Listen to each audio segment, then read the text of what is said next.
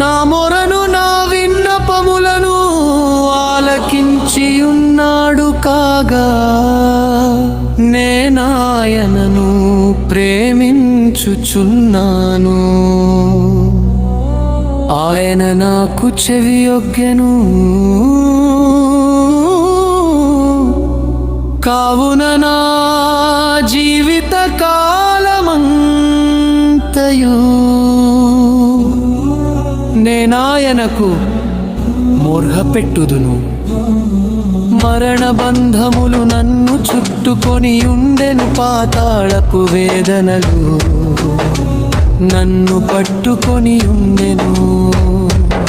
శ్రమయు దుఃఖమును నాకు కలిగెను. అప్పుడు యెహోవా దయచేసి నా ప్రాణమును విడిపింపుమని యెహోవా నామమును బట్టి నేను మోక్ష పెట్టి తిని. యెహోవా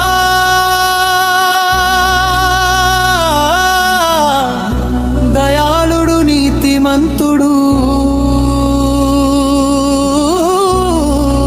మన దేవుడు వాత్సల్యత గలవాడు. యెహోవా సాధువులను కాపాడువాడు. నేను కృంగి ఉండగా ఆయన నన్ను రక్షించెను.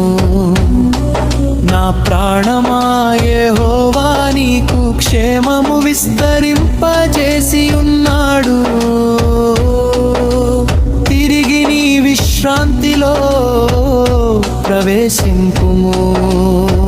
మరణము నుండి నా ప్రాణమును కన్నీళ్లు విడువకుండా నా కన్నులను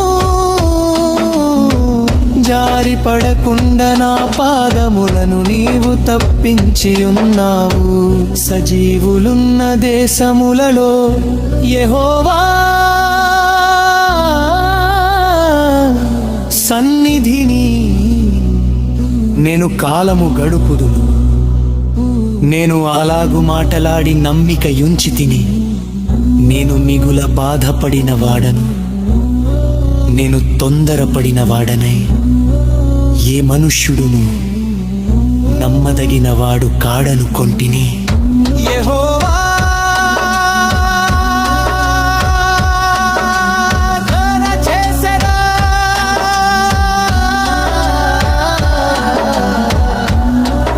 ఉపకారములన్నిటికీ నేనాయనకేమీ చెల్లించుదును. రక్షణ పాత్రను చేత పుచ్చుకొని యెహోవా నామమున ప్రార్థన చేసెదను. యెహోవాకు నా మొక్కుబళ్ళు చెల్లించెదను.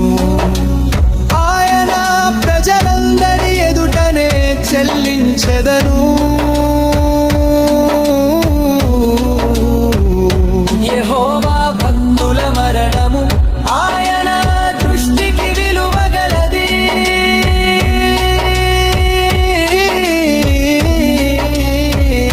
యెహోవా నేను నిజముగా నీ